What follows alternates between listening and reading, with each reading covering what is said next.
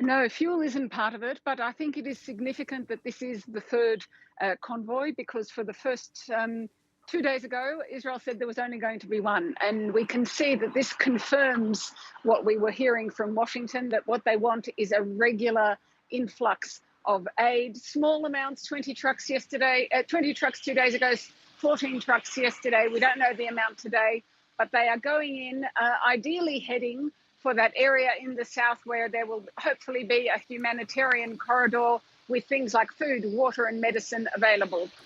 Also tents, I think, for the people who really have left everything behind in the north of the Gaza Strip. However, there is no fuel, as you point out. And the reason for that, I mean, it's very significant because fuel in Gaza is power, is electricity.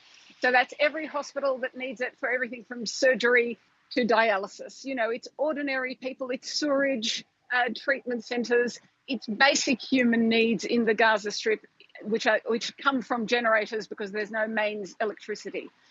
But Israel is concerned that Hamas will simply take these goods, especially if they contain fuel, and use them for their own purposes. That is, electricity for themselves in their tunnels underneath the Gaza Strip, and most significantly for the rockets, which are still hitting Israel and are fuel powered. So that's where the question lies. Although I don't know how long Gaza will be able to survive without fuel. I think that may have to be amended, but that's for later. We are now, for the third day in a row, seeing an aid convoy. Even though it's not enough, it is something to celebrate. Let's talk about the looming ground invasion, Iris, because it's been imminent and we've been saying it's looming for some days now. Why the delay? What we are hearing from the Israeli Defense Force spokesperson for the past 48 hours really is we are ready, the military's ready, we're waiting for the green light from the politicians. What we're hearing reports both from Washington and Jerusalem is that green light is not forthcoming because of pressure from Washington. First of all, they wanted to establish that aid corridor, those aid convoys. I think that's in place. They also are hoping for perhaps some kind of breakthrough on the hostages and another hostage release. And we heard today that they also want to increase American presence, that's American military presence, here in the Middle East. They already have the 2 aircraft carriers. They have more men. They want to bring in even more men. It's now reaching the stage that it was in 2014. It hasn't been this large since the fight with ISIS. So I think all those things together are leading to this delay. I don't believe it will be a halt. At this stage, if you ask me to predict, I think there will be a ground offensive. It definitely seems that way, Iris, because we also have had the Israeli Prime Minister Benjamin Netanyahu warning Hezbollah to stay put.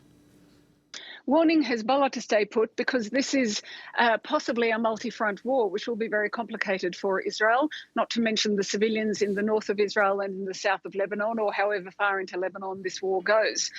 There's been uprising, there's been exchanges of fire, clashes in the West Bank between militant groups and Israeli troops. I wouldn't go as far as saying it's an uprising. The protests aren't widespread there. That was part of Hamas's aim, by the way, for it to be widespread. We haven't seen it spreading to the Arab citizens of Israel. We have seen that altercation in the north daily now, sometimes hourly on Israel's northern border. And we have seen reports from Syria of airstrikes, Israeli airstrikes inside Syria, targeting most recently the runways at the airport so that there can be no delivery of Iranian goods. So we're talking possibly a 3-front confrontation. And I think that's why we heard that warning from Benjamin Netanyahu. But it isn't a confrontation at the speed that I think, or with the support that I think Hamas wanted or envisaged when it began that attack on the 7th of October.